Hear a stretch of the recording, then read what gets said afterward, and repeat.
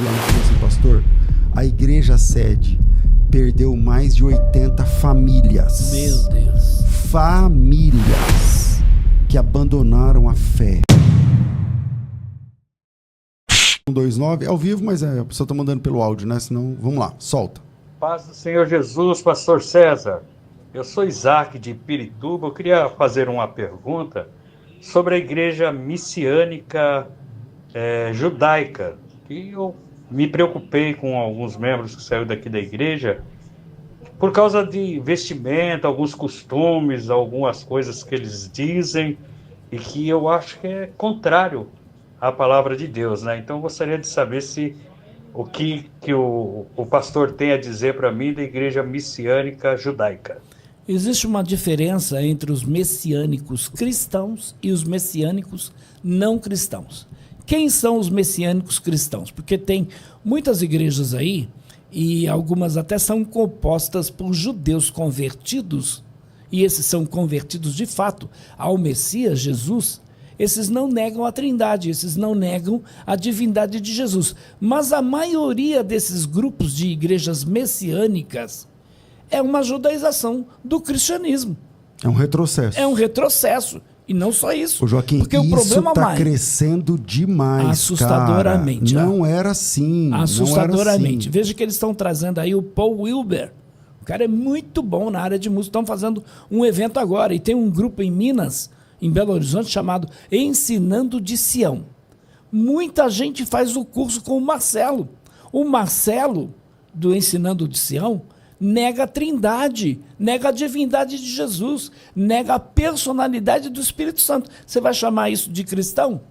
Dentro da história do cristianismo, qualquer grupo religioso, qualquer pessoa que negou a Trindade foi taxado como herege. Não pode ser considerado cristão.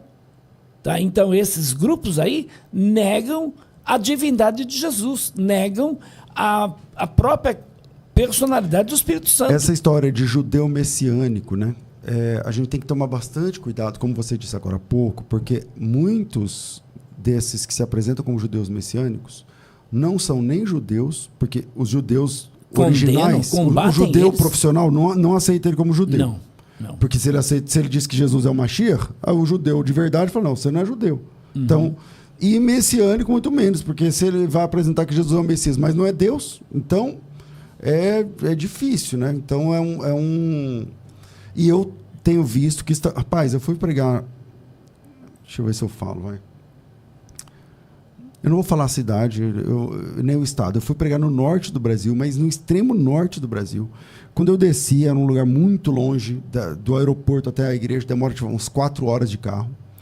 E o irmão que foi me buscar falou assim: o senhor fala hebraico, né? Eu falei, eu sei hebraico, sou professor de hebraico. Mas se eu falo hebraico moderno, eu falo, o moderno eu arranho, né? Eu vou muito a Israel, eu arranho, sim. Aí ele falou assim, não, porque tem um judeu aqui. Eu falei, judeu? E você conhece um judeu aqui Nordeste? No Pará? No estado do Pará. No norte. Ele falou assim, não, mas ele é cristão. Eu falei, vamos lá. Ou ele é judeu ou ele é cristão, né? Ser os dois não dá. Aí ele falou, não, aí ele foi falando, tá, beleza. Falou, não, então eu vou passar lá na casa dele, porque é caminho aqui, eu queria apresentar o senhor para ele. Eu fiquei curioso, falei, tá bom, vamos lá. Aí eu estava indo para pregar num evento, na sede da igreja X. Aí tudo bem, eu falei, é assembleia. Uhum. Aí tá. Aí eu estava indo, aí paramos lá, Joaquim, diante de Deus. Esse tal judeu messiânico tinha lá um casal, dois casais. Ele fazia algum trabalho, eu não sei exatamente como que era, que terminava, a pessoa tinha que tomar um banho ritual, lá não sei o quê, e esse casal estava lá no banheiro tomando esse banho, quando eu cheguei na casa. Aí ele veio, falou lá, shalom, não sei o que para mim, eu falei, mas esse cara não sabe hebraico, o jeito que ele falou, né? Quando o pessoal fala shalom Adonai, é porque ele já não sabe, porque aí entra no construto, então seria shalom Adonai, mas enfim. Aí eu fiquei olhando, tal, troquei ali algumas palavras, tal. Aí entramos no carro, eu falei assim para ele, varão, vamos lá, esse cara, o que ele está fazendo na igreja? Ele falou, não, o pastor tudo que for de ensino, porque ele é judeu, né? Então ele sabe tudo da Bíblia. Falei, não, meu irmão, peraí. Não. Geralmente o que ele vai falar tá errado. Geralmente o que ele fala tá errado. Mas em hebraico, ele sabe? Então, as coisas que ele falou lá também estavam erradas. E aí foi... Joaquim, eu não consegui resolver. Diante de Deus, eu não consegui resolver. 1 ano e pouco depois, talvez o irmão está até me ouvindo, que ele ouve sempre o programa. Um irmão de lá me falou assim, pastor, a igreja sede perdeu mais de 80 famílias. Meu Deus. Famílias que abandonaram a fé, que abandonaram a sede da Assembleia de Deus por conta da judaização. Você está entendendo? Um aproveitador. Nesse caso, não é nem questão de teologia. Ele aproveitava, era o dinheiro do pessoal, que tinha que fazer um voto, que tinha que fazer Yom Kippur, que tinha que fazer não sei o que lá e tal. Uma lambança na igreja. Você está entendendo? Então, esse negócio de judaização, infelizmente, está em alta hoje em dia. Muito complicado, César. E eu diria, e eu sei que você faz viagem para Israel e não tem essa conotação, mas muitos grupos, né? Eu vou dando muitos grupos que fazem viagem para Israel acabam judaizando esses turistas que vão para lá. Infelizmente, pastor tomando banho no Rio Jordão, se batizando no Rio Jordão. Né? E eu vejo alguns problemas aí, trazendo terra santa, né? Óleo santo, e aí acaba virando um misticismo. Uma miscelânea misticismo. Então, e aí pastores fantasiados de judeus no culto. De rabinos. Fantasiados de rabino. Com kippah, com talite. Com talite, com arca da aliança, com não sei o que lá. Com tudo. E bandeira de Israel, misturando um monte de coisa. Então, gente, tem que tomar cuidado. Condenando a cruz, inclusive. Tem que tomar cuidado. Você está entendendo? Um pastor que coloca um talite, na minha opinião, é a mesma coisa que o pastor colocar uma batina de padre, ou é uma coisa de colocar uma corrente de pai de santo. Ou seja, você está pegando um apetrecho de outra fé. Você está entendendo? De outra fé e colocando no culto cristão. Você está entendendo? Então, a coisa está feia sobre judaização.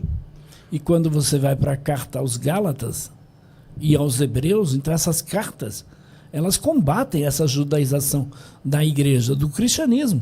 Cristianismo é cristianismo, judaísmo é judaísmo. Agora, algumas editoras evangélicas são responsáveis por isso. Não, precisamos resgatar, né, a judaização do cristianismo. Jesus era judeu, então... Aí você tem a Bíblia, né?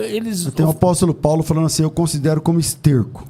Isso, tudo que eu aprendi. Toda a sua judaização. Exatamente. Isso para mim é esterco. Esterco tem outro nome, né? A gente não vai falar outro nome para não falar. Mas vamos lá. Tem aqui uma pergunta que a gente já tem que terminar o programa. O Valmir está falando assim, ó. O uso do nome... Não, é outra que eu tinha visto aqui sobre judaização. Aqui é o Marlon. Pastor César Cavalcante, como os adventistas chegaram na data de 1844? Daniel 8,14, eles interpretam como anos ali. Essa interpretação está correta, Joaquim? Daniel 8,14 é uma falsa interpretação que a igreja adventista tem, né, do livro de Daniel, dessa dias e anos onde eles, infelizmente, estão totalmente equivocados. Por quê? Porque, por exemplo, eles na realidade pegaram esse texto para anunciar a vinda de Jesus para 1843. Então, na época, não eram os adventistas do sétimo dia. Na época, era o movimento do Advento na América, com Guilherme Miller, que era batista. E estudando a concordância de Gruden, então Miller fixou aí essa data. Agora, é totalmente contrário àquilo que nós entendemos de escatologia. Por outro lado, veja que Guilherme Miller se baseou um dia por um ano e chegou até, então, essas tardes e manhãs de Daniel 8,14. Mas veja só, 1843, não veio. Aí um camarada pegou os cálculos de Guilherme Miller, refez, chegou à data de 1844. Também não veio. Então, como é que você vai querer usar um texto de Daniel 8,14 para afirmar alguma coisa? Ellen White disse que a porta da graça tinha se fechado, o que não aconteceu. Foram inúmeras as falsas profecias da senhora Ellen White. Então, Guilherme Miller errou.